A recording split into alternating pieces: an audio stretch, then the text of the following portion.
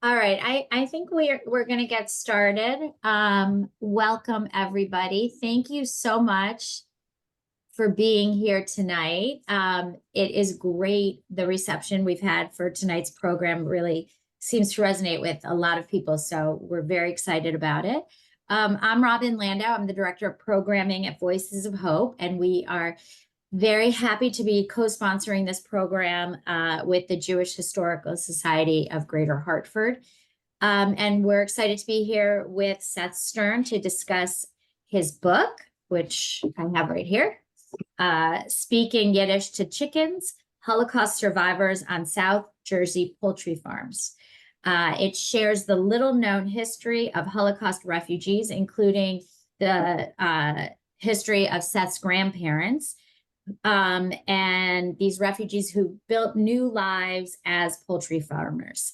Tonight's conversation is going to be, I think, particularly interesting because our moderator, Norman Berman, welcome Norman as well. He grew up on one of these farms in Moosup, I don't know if, I hope I'm pronouncing that correctly, Connecticut, with his survivor parents and himself speaking Yiddish to chickens. So farming played an important role in Connecticut's Jewish history as it did in New Jersey. And the Jewish Historical Society delves into this history in its book, Life of the Land, Connecticut's Jewish Farmers, and has a number of oral histories and other records of Connecticut's Jewish farming in communities, which if you check out their website, which we'll put in the chat later, you could take a look at those as well. So now to introduce our guests, Seth Stern is a legal journalist and an editor at Bloomberg Industry Group. He previously reported for Bloomberg News, Congressional Quarterly, and the Christian Science Monitor. He co-authored Justice Brennan, Liberal Champion, and is a graduate of Harvard Law, the Harvard Kennedy School, and Cornell University. Welcome, Seth. Thank you. And Norman Berman grew up, as I said, speaking Yiddish on chicken farms in northeastern Connecticut. Both of his parents were Holocaust survivors. They met and married in the DP Camp Vorenwald in Germany, where he was born. He and his parents arrived to the United States in 1949 and settled on a poultry farm, in 1952, which they owned and operated for 35 years. Norman graduated from Boston University and Suffolk University Law School, and he co-founded the law firm Berman Tobacco with offices in Boston, San Francisco, which concentrates its national practice in complex litigation focusing on securities fraud, antitrust, and consumer finance. He is one of the founders and president emeritus of the Temple Beth Israel Preservation Society in Danielson, Connecticut. We are going to get, Norman and Seth are going to begin the conversation. You're all looking at this adorable picture that Seth is sharing of two little girls holding a baby chick.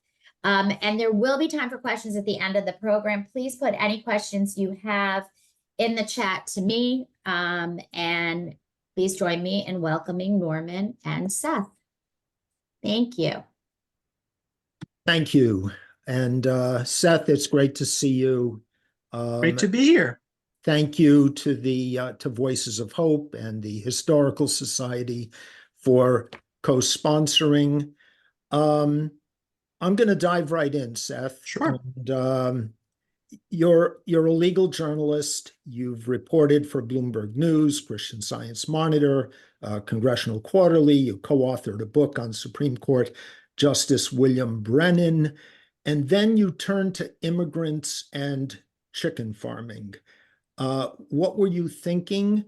And how did you become interested in this, and how did you go about it? Sure. This dates back more than 25 years now. I was just starting out in law school, and I came home to study for finals And each day I went over to my grandmother's apartment. She was just about 79, turning 80 years old, just to talk to her about different parts of her life, growing up in Lublin, Poland, surviving the war, hiding in a dugout in a Polish forest with my grandfather, being displaced persons after the war in Germany, and then coming to the US. But the part of the story that really fascinated me the most was how my grandparents and roughly 1,000 other survivors wound up on poultry farms in South Jersey. So, in the course of the decade plus that followed, I interviewed my grandmother, my mother, and then broadened it out to other survivors. And by that point, it was mostly their children who were still alive. Did a lot of archival research, spent a lot of time in Vineland interviewing people who were involved in the poultry industry, read through years and years of newspapers, and ultimately turned to writing the book during the pandemic when I was stuck at home. So other things got in the way in between. I didn't spend 25 straight years on this, but it was a long project, long in the making. Did you did you feel, I assume you did, but did you think that this was an important story to tell?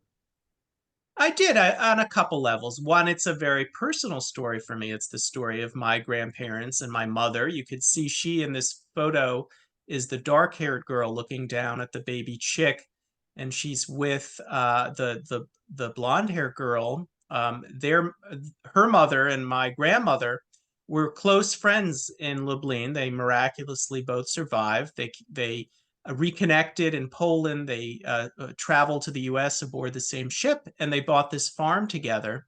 And for a period of years, several years, essentially raised their daughters as twins while running this business together. So it's a very personal story for me, but it's also, I think, a little known and mostly forgotten story. It's part of the larger story of American Jewish agriculture, not just in South Jersey, but in places like Connecticut. So I thought it's important to preserve this history and tell this story to a broader audience.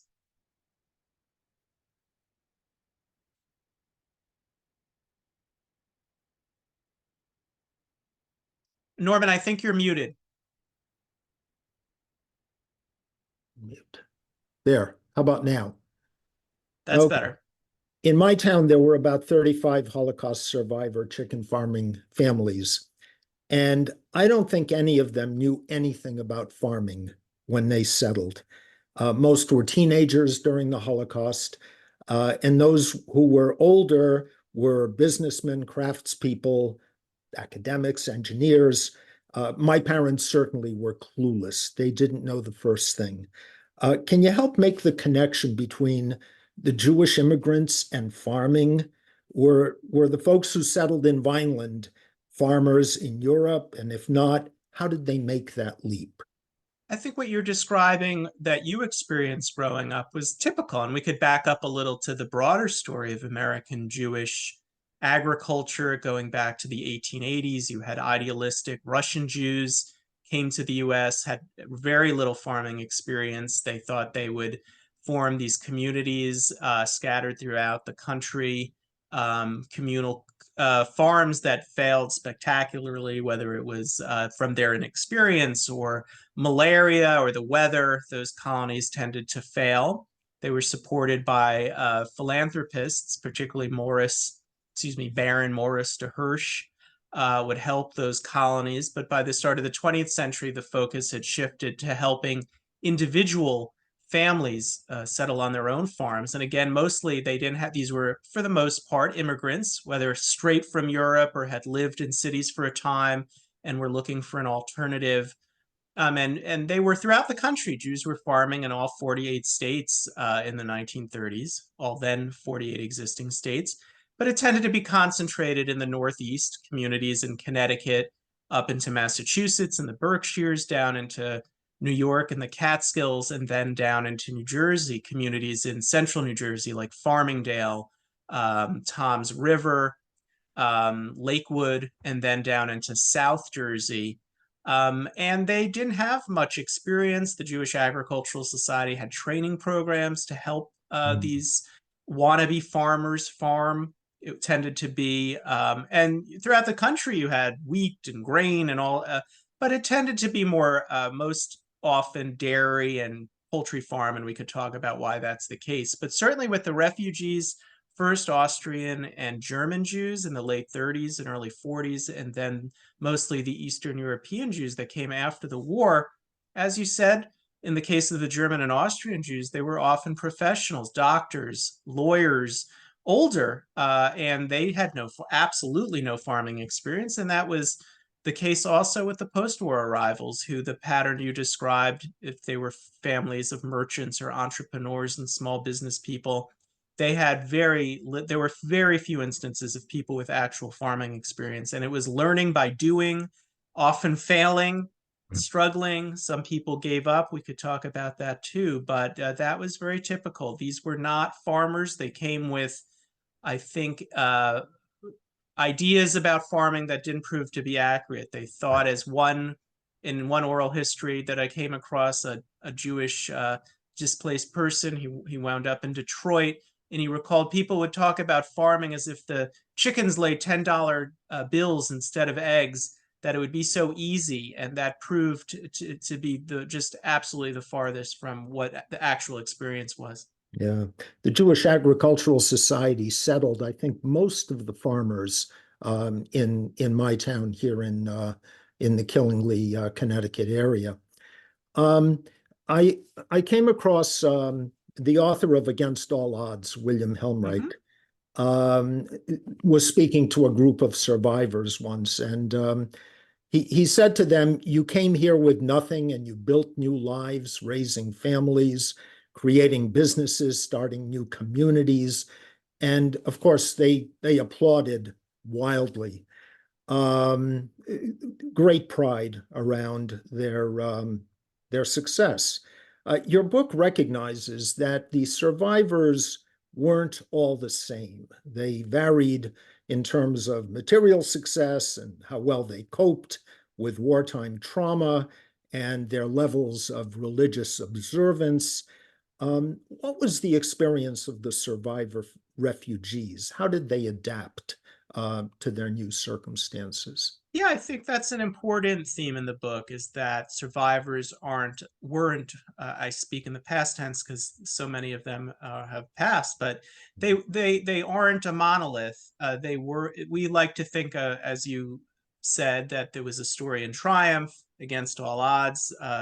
The book, I think, gets at some of the nuance, but in our minds, they're either all stories of success, or this was the perception when they first came. They were broken, ruined by what they had experienced and the trauma that they had survived.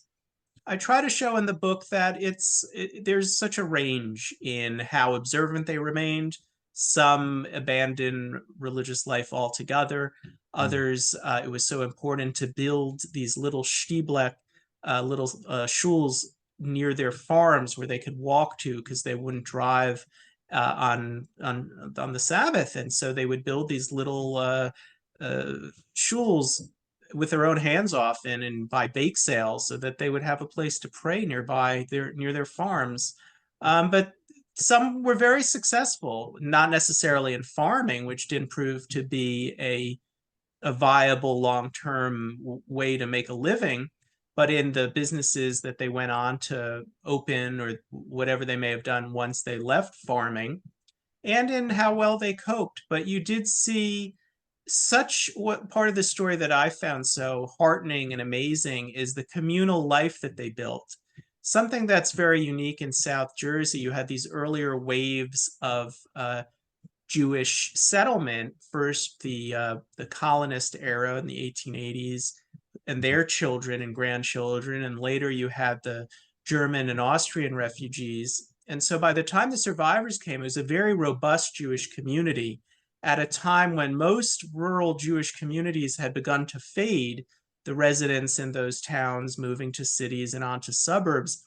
In Vineland, thanks to this influx of survivors, it continued to grow and boom into the 1950s, and they contributed to that, opening their own, as I said, shuls, and creating the Jewish Poultry Farmers Association, a combination mutual aid society and Landsmannschaft, where they would socialize and bring in artists and poets and journalists from Yiddish culture, who often were themselves displaced persons, to perform there. And this was a town with delis and kosher butcher shops and bakeries. So it was just the kind of Jewish life that they helped reinforce and build. There are very few similarities anywhere in the country at the time, of that density of Jewish life, particularly of survivors. And I try to capture that in the book. Which I think you did beautifully. The arrival of the Jewish refugees on farms in my Connecticut town was met with classic Yankee curiosity, but also with a very warm welcome. Our non-Jewish community, in fact, helped raise money to build our synagogue in Danielson. How did the refugee farmers in Vineland connect with the larger community, both Jewish and secular? How were they perceived? Were they welcomed? Did they experience anti-Semitism? I think it's complex, and we could break it down separately: the Jewish community and then the broader community. In terms of the Jewish community, there were Jews who were very welcoming. I tell the story in the book of a local lawyer who gave of his time and his legal services, and there were people of tremendous generosity. But in terms of the experience of the survivors, and this tracked what the German and Austrian Jewish refugees found when they arrived earlier, they felt unwelcome, that the existing Jewish community, who themselves felt insecure — this was a time when there was still anti-Semitism — they felt insecure in their own standing, and here come these newcomers who are perceived as damaged and broken and speaking in their funny accents and reminding others that the Jews don't necessarily fit in the same way, or hadn't yet assimilated. And so they felt unwelcome and largely stuck to themselves. There's a lot of instances of and again, it's hard to tease out. This is their perception. Also, memories shared decades later, but they remembered people saying insensitive things like, why do you have those numbers on your arm? Or I thought only people who did bad things wound up in prisons. So they were, or even if it wasn't intentional, people didn't know what to say and wound up saying the wrong thing. They couldn't fathom what these people had gone through during the war. And there was an element on the survivor side of insecurity. So they tended to keep to themselves. That was the case with the Eastern European Jews and the German Jews. The German Jews in this community had their own social club. They prayed together, they socialized together, and the same held true with the post-war arrivals. So it was a mixed story, and it took a while. It changed some with the generation of my mom and the baby boomers, who began to socialize more with across the German Jews and the American-born Jews, and joked later about intermarriage, which they considered if you married an American-born Jew. In terms of the non-Jewish community, it was predominantly, not entirely, but this was a Italian-American town where earlier Italian immigrants had settled and operated at what was known as truck farms, vegetables and fruit. And so in this era, in the 50s, Vineland's mayors were Italian. A lot of the professional class were Italian. And some of them, that Jewish residents, recalled anti-Semitic dead cats being thrown over their fence, or things being written on fences. But again, also at the same time, tremendous generosity. One Italian-American farmer would drive this couple. They didn't have children. They were a little older and they weren't well with their health, and they would drive them if they needed to take their animals to be butchered in a kosher manner, or needed to go for a yort site.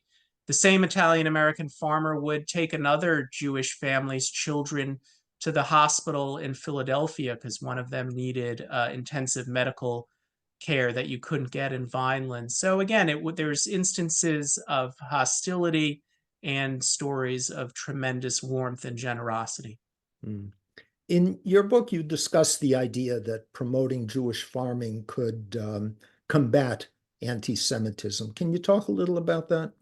This was a larger project of the Jewish Agricultural Society and more broadly the Jewish philanthropic class, the earlier German Jewish immigrants who had done well and made fortunes. And there was this notion that you could combat anti-Semitism by spreading the Jews out. That part of the problem was they were all concentrated in big cities. And part of that so was to resettle them in other cities in the Midwest and elsewhere, which didn't necessarily work so great because Jewish people wanted to be concentrated with other Jews for sake of having a community life.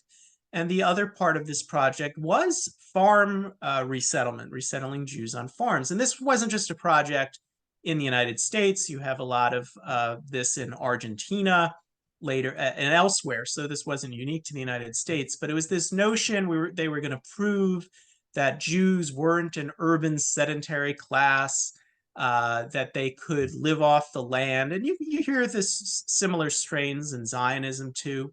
But that was at the outset what explains why these philanthropists would found those farming colonies that didn't necessarily work out so well, and were not. It was a drain on the philanthropies. They weren't breaking even. And then later settled Jews on individual farms because there was that idealistic notion. As the 20th century progressed, it became somewhat more pragmatic. And in the Great Depression, the idea was you can combat anti-Semitism by putting Jews on farms and getting them against the notion that they were taking jobs from other Americans at a time of high unemployment in cities. And then with the survivors, when the refugees started coming in the late 30s and into the 40s again, the idea being to settle them on farms. And we could talk a little bit about the calculus there, why put refugees on farms or why put them on chicken farms. So Vineland, as I understand it, was the largest concentration of Jewish refugee farmers that had settled in America. By contrast, Danielson, Connecticut had the 35 farmers. I think the total population of the town was 10,000. So the Jewish community was pretty much, was like a shtetl. I mean, Right. Everyone knew each other, everyone interacted, one synagogue. But I think in a place like Vineland, you ended up with different communities, really, didn't you? Yeah, it was a very different, the scale of it was much different. So instead of 35 in Danielson, in Vineland and the surrounding communities, you had 500 Jewish survivor farming families, and that reinforced what was already there. So it was probably 3,000 Jewish population in a community of 30,000, or that's just in Vineland, and then you had surrounding areas. So it was as high as perhaps 7%. So that's a very high percentage with few parallels in rural Jewish America, particularly in the 1950s. Those central Jewish farming communities I'd mentioned, Lakewood, Toms River, Farmingdale, also had large number of Jewish farmers, most of whom had settled earlier in the 20s and 30s. By the late 30s into the 40s, those communities' farm prices there were higher. And so when the Jewish Agricultural Society was looking to settle the refugees, they looked to South Jersey because farms were cheaper there. People wanted to live closer to New York. It makes sense. So South Jersey was farther. It was closer to Philadelphia, but just the farmland was cheaper. It was just possible to settle them at a lower cost for the families, because the families were, the Jewish Agricultural Society was helping in terms of with assistance and guiding them, but not grants. The families had to take out mortgages. The JAS would help with a second mortgage, act as something of a guarantor, but they were not giving grants. These were loans they had to repay.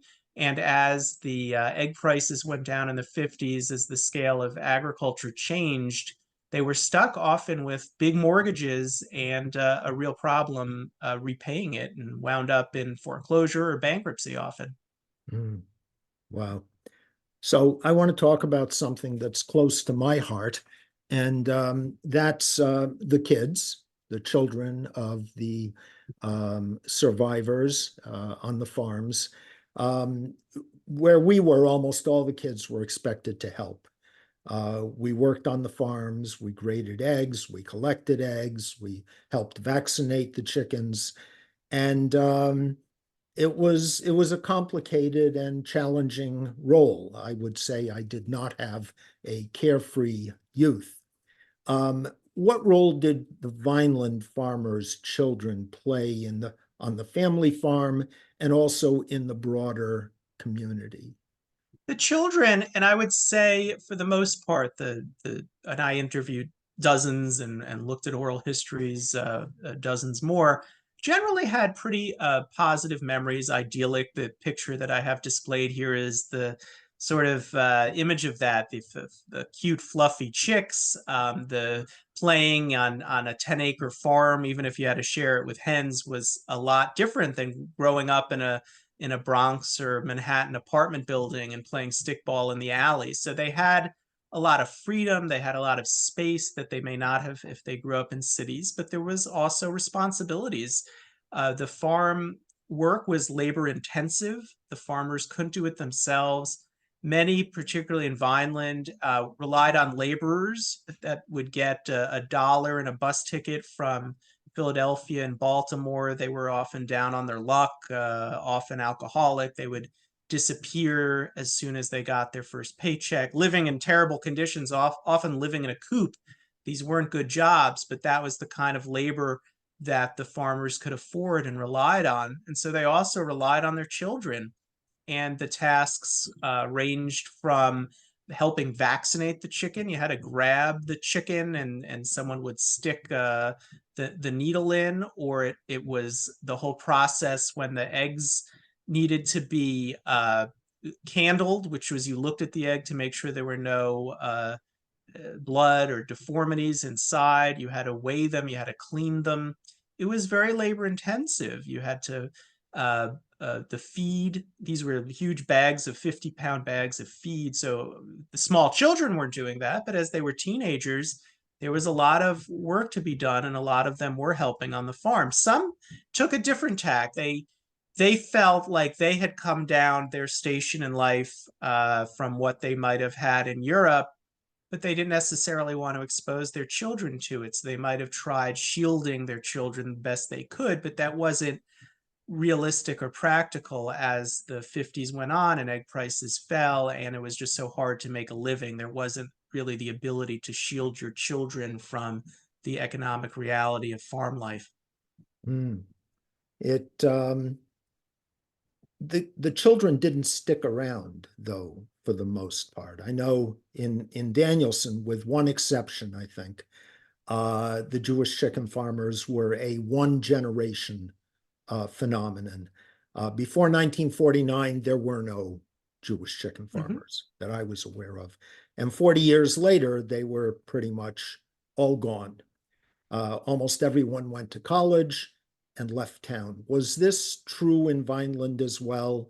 And was that also the case with the earlier generation of immigrant Jewish farmers? It sounded like there was a generation before the Holocaust survivors arrived.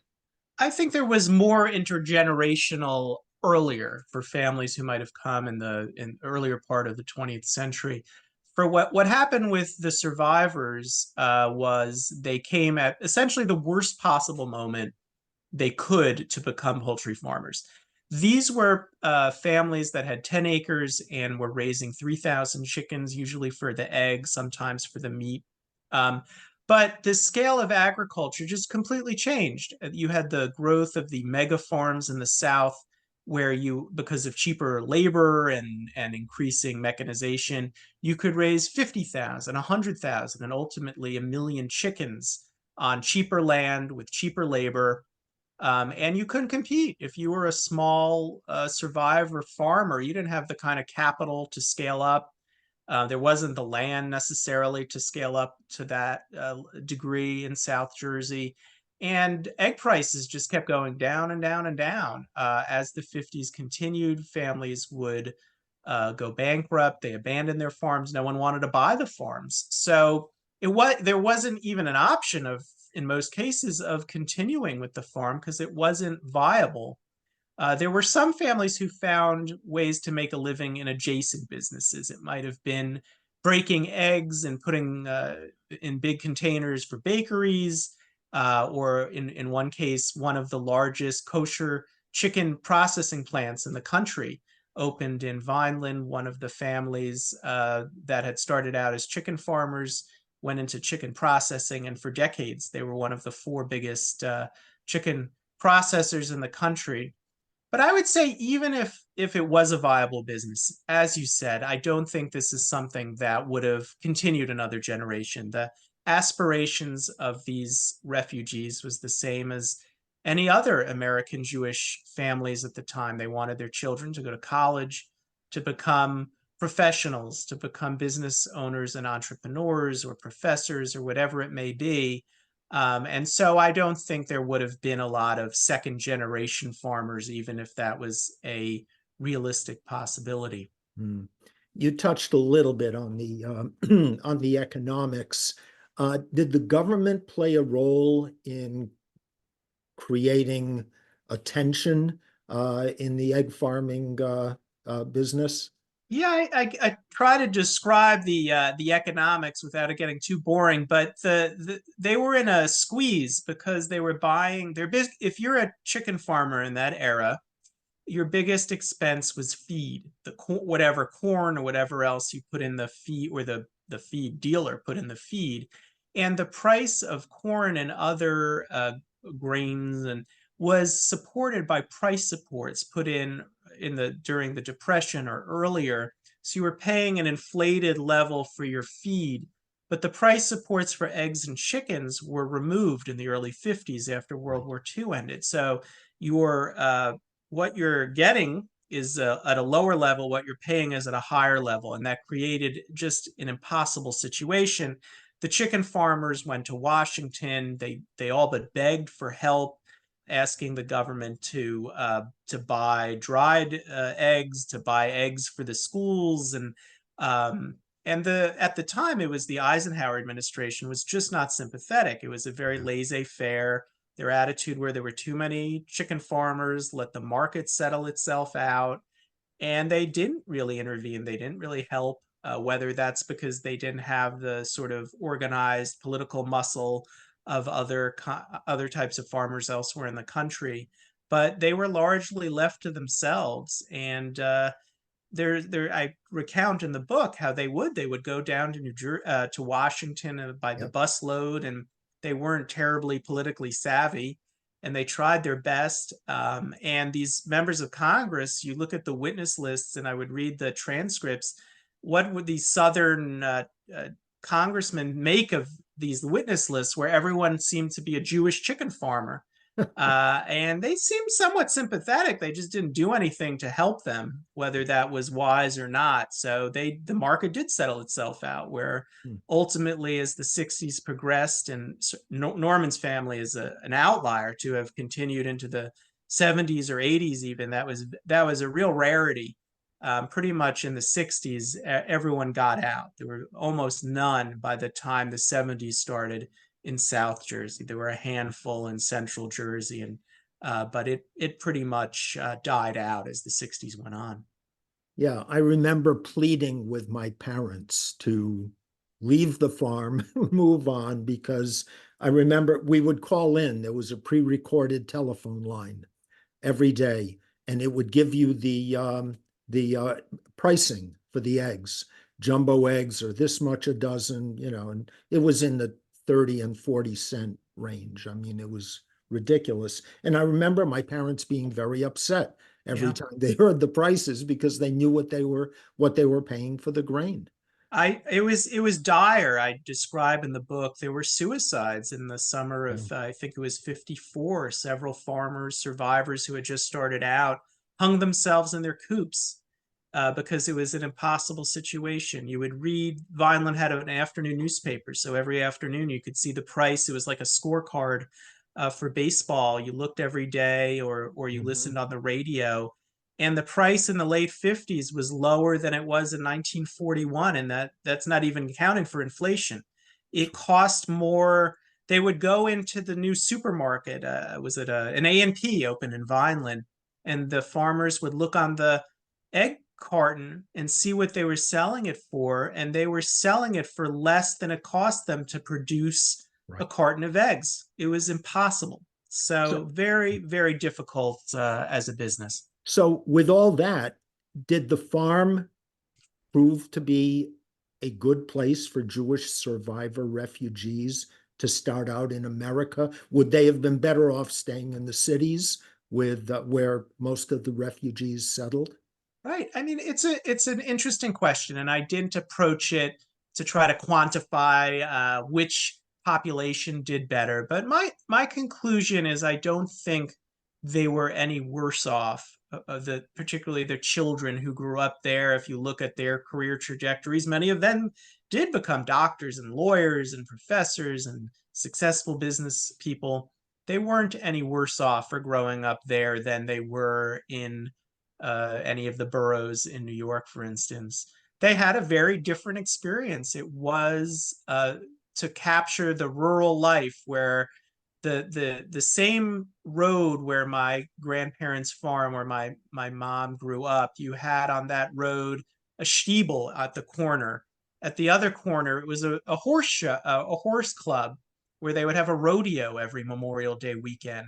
And there was a car racing track nearby. So if you were walking home from the stiebel from Shabbat services on Friday night, you would hear what today you'd think of as NASCAR in the background. And half a mile away, there was a drive-in movie. So it's just very unique. And the rural life and swimming on the river there, where the kids would be in the river and the teens would be listening to the jukebox and the parents would be playing cards and gossiping in Yiddish. It was in many respects a very nice place to live, putting aside the business. And even those who were struggling didn't necessarily want to leave. They were comfortable. They Yeah. had friends, they had land, they had in some respects an idyllic life. And so I don't think overall they were worse off. Some hated it. Some who'd grown up in cities, they hated every minute on the farm. Right. They couldn't wait to get out. Sometimes it was the wife, sometimes it was the husband who hated it. Sometimes it was both, and in other instances, they loved it. So there too, it varied in how much they enjoyed or loathed farm life. Any lessons to draw in terms of how the survivor immigrant farmers compared in their experience to the other immigrants and refugees who've come to the United States? Yeah, I mean, I wrote this at a time when you had so much concern or animosity, for instance, directed at refugees from Syria and concerns about whether they were going to be infiltrating the country and what they might do. And the parallels, when you look at how these Jewish refugees, when they came or wanted to come, and the rhetoric surrounding displaced persons, and they were communist infiltrators. There is a very strong parallel when you look at that and how we think about refugees. And so that did strike me. And when you look at what kind of the hard work these the survivors were doing on these farms, a difficult, dirty job that they didn't have much experience in, and they threw themselves into, and they built this community within a community. I think there is something to think about as we think about other immigrant communities that also take up dirty, difficult jobs and create communities within our communities. So I hope people see positive parallels when they read the book. Thank you. I want to say for myself, I felt sad when I finished reading your book. I'd gotten to know and like these people who reminded me very much of my parents and the folks in the community where I grew up. We know our tradition calls on us to honor our fathers and mothers. And one way we do that is keeping their spirit and memories alive and telling their stories and understanding their struggles and the legacy that they've left for us. And I grew up feeling pretty isolated and detached from America. At times, I felt no one else could possibly have a similar experience. So I think your book is a gift to children who grew up on farms with survivor parents. You've given us material, sources, a broader context within which we can appreciate the richness and the nuance of our parents' lives in America. You've validated our experiences, reminded us of things that we've long ago forgotten, and you've presented us with a way of better understanding our experience and consequently better understanding ourselves. And for that, I'm grateful. And Well, I think perhaps we might have some questions. and I'll just say to that, it's so nice to hear, because when you write a book, and particularly this story, I was born long after my family had left the farm, and in writing this book, you worry, or I worried, how would it be received? Did it accurately portray, and I wasn't looking to just portray the good, but did it accurately portray the experience of what these survivors and their children had on these farms? And so to hear that it does, it makes me feel like I did what I had set out to do.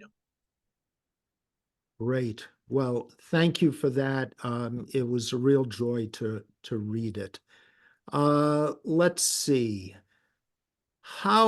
Here's a question. How does the Catskills farmers population compare to New Jersey? There was a farming community in the Catskills all the way up to, there were German refugee dairy farmers, for instance, closer to Binghamton. So throughout that area into central New York, the number of post-war survivors, it was more in the dozens than in the hundreds. So the scale of it was just more limited. And again, I think that was a function when I look at the records of the Jewish Agricultural Society. Land there was more expensive. Again, it was a little closer to New York. And you had the resorts there. There was other economic value in the Catskills for that land beyond just farms. And so it was more expensive. And most of those displaced persons wound up going elsewhere. And the follow-up question was, did any of the farms become resorts? In which community are we talking about? Well, in the Catskills, I mean, I know there are Yeah. several examples in Connecticut. Yeah, there was a history also in both Connecticut, the Berkshires, the Catskills, and this was dating back earlier into the 20th century, where the farms would summer welcome urban residents that as an additional source of income. They would host families who were looking for a getaway. This was probably preceded the era of the Concord and those other big hotels, but that was a way to earn extra money on the farm for families to get away in the summer.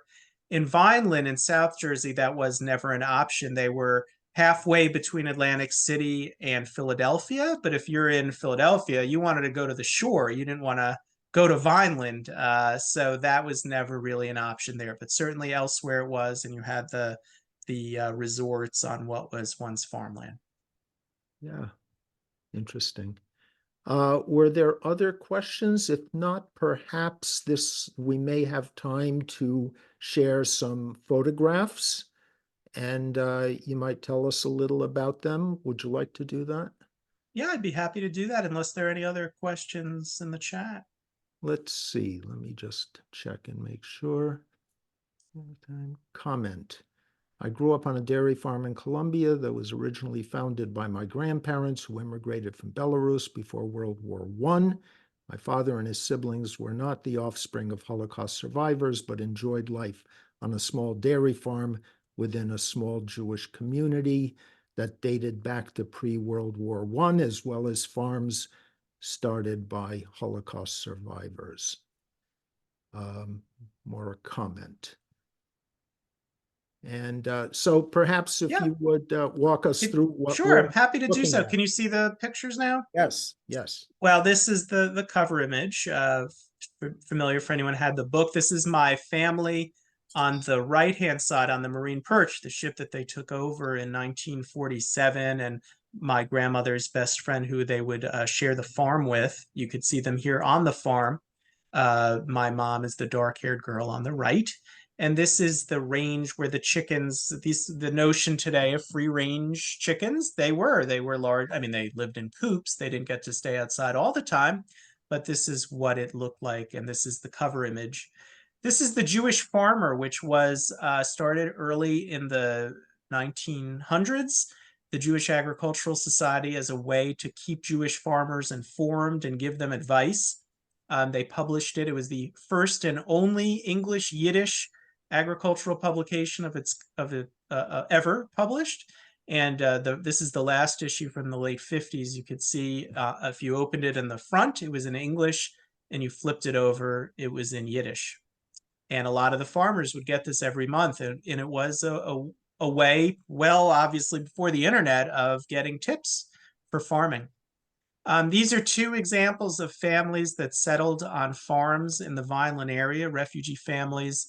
The family on the right, they described this, the son pictured here described it to me as their version of American Gothic, as they hold up the chickens in the photo. This is Vineland's Main Street, Landis Avenue, just to give you a feel of what it looked like in this era. Small town USA, lots of small businesses, a Woolworth's Five and Dime, a Pontiac car dealership, a Sears department store, none of which exist anymore, but this is what it looked like. And a lot of the businesses here were small businesses, like elsewhere in rural America. Jewish families who set out for rural America started out as peddlers, selling what they could on their backs or from a horse, and then ultimately opened dry goods stores. And that was also the case in Vineland. Vineland, the poultry industry was a key driver of the local economy, to the point that this is the symbol of their local the football team at Vineland High School. They were the fighting clan, or the poultry clan, in that era, and this is what they wore on their sports jerseys. They were also, these were billboards of Vineland eggs in that era, just to give a sense of how big the business was at the time. They hosted a poultry festival in the 1950s that one year, you could see here, had the largest omelet in history. It was a way of advertising their poultry business. There were dozens of hatcheries and feed mills, and a lot of those also were Jewish owned. This was the Jacob Rubinoff feed mill that operated in Vineland. It was the largest of its kind in the eastern United States. The next few pictures will just give you a feel for what the scale of the farms were like. 10 acres. You could see the chickens are outside, and they had these enclosures. These weren't the coops, but where they could hang out during the day. Here you could see a close-up of the range where the chickens were.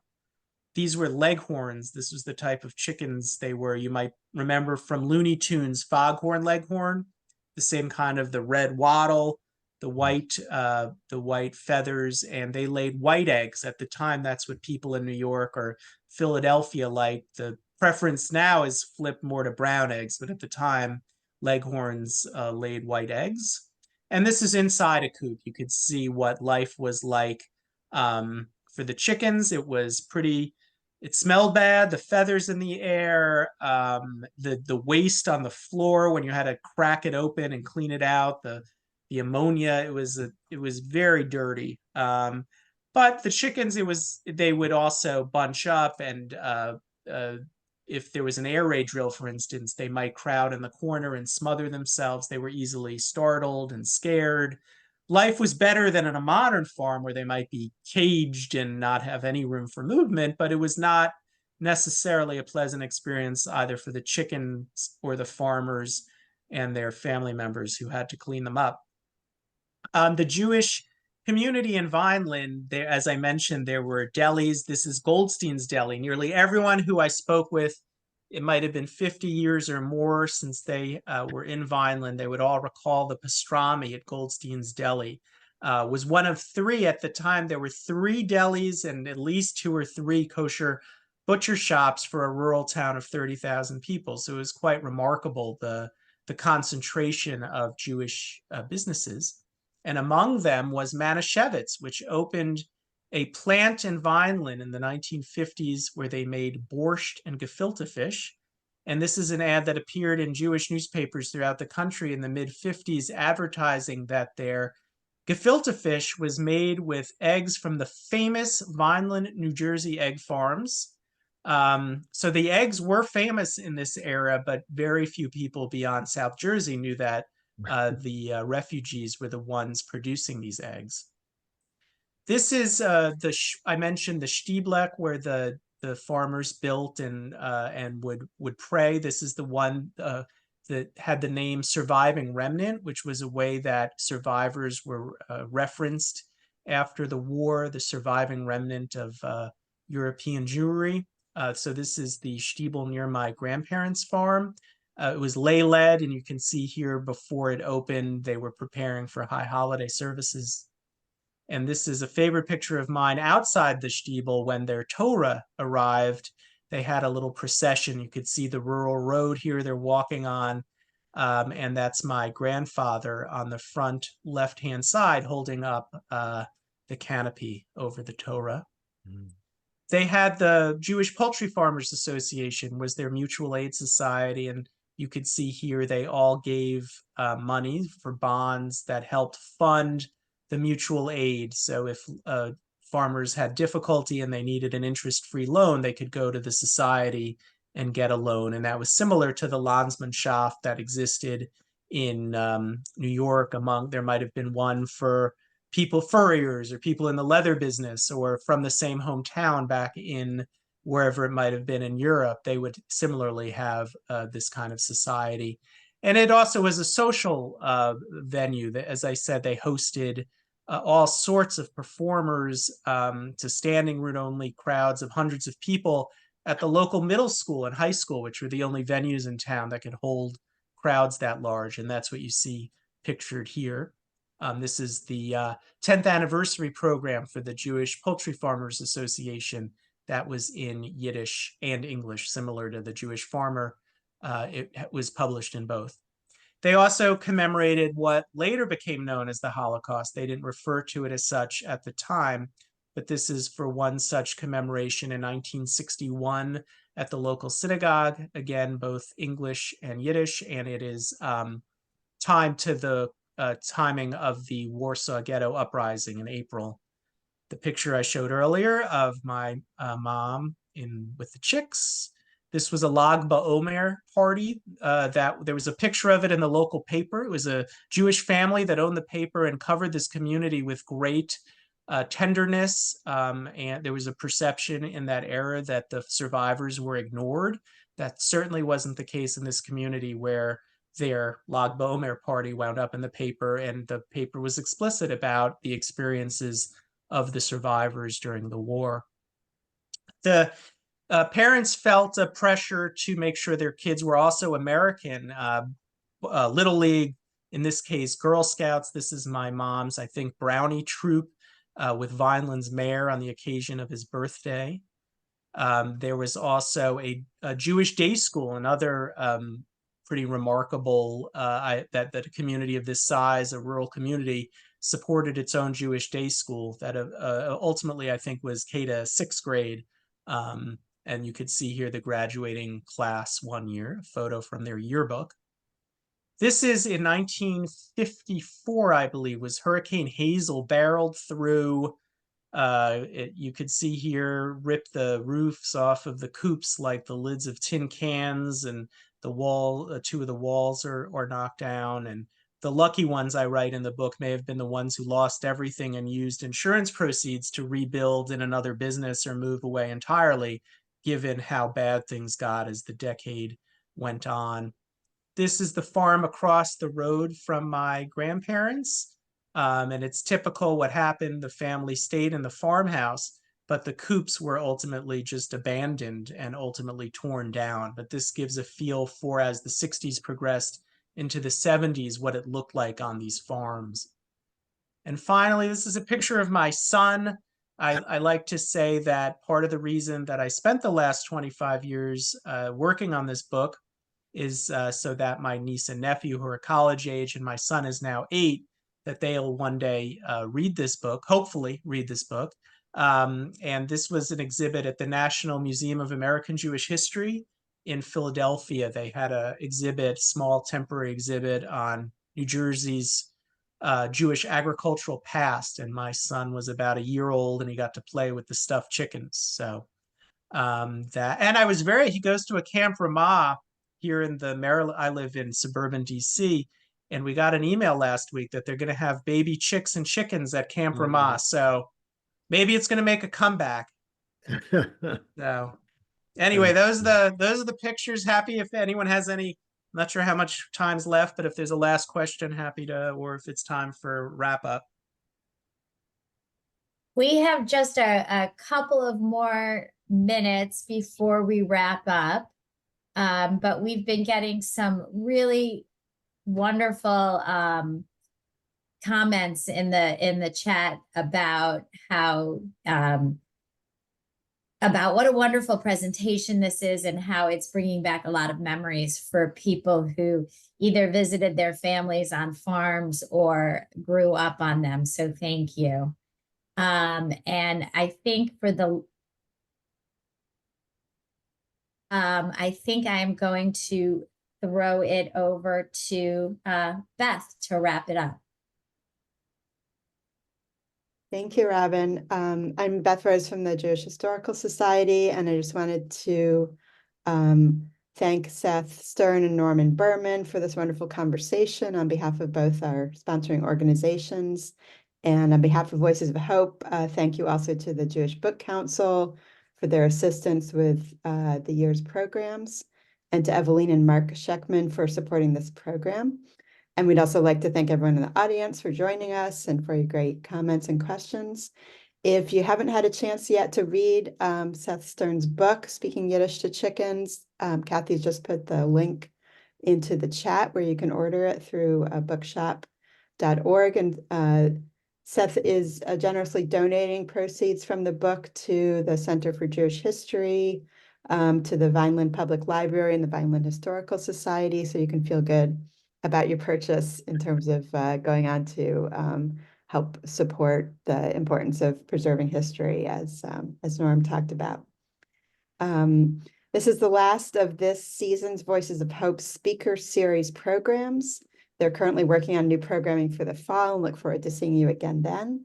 And in terms of the Jewish Historical Society, we have one more program this season, which will be on June 20th at 7 p.m. And it's Remembering Norman Lear. So please look up on our website and join us for that program. Please be sure to follow Voices of Hope and the Jewish Historical Society of Greater Hartford on social media. Visit our websites using the links in the chat box. If you'd enjoyed today's program, we'd like to help provide more educational programming for the community. We hope you'll consider supporting both Voices of Hope and the Jewish Historical Society using those same links in the chat. Thank you so much to everyone who helped put this program together, and to all of you for being here. And I hope you enjoy the rest of your evening. Thank you. And as we leave tonight, thank you so much, Seth and Norman. And I am going to ask Seth to stop sharing his screen, and I will share as we leave a photo of Norman and his parents on their farm as we leave. Have a good night, everybody. Thank you so much. So long. Thank you. Thanks, everybody.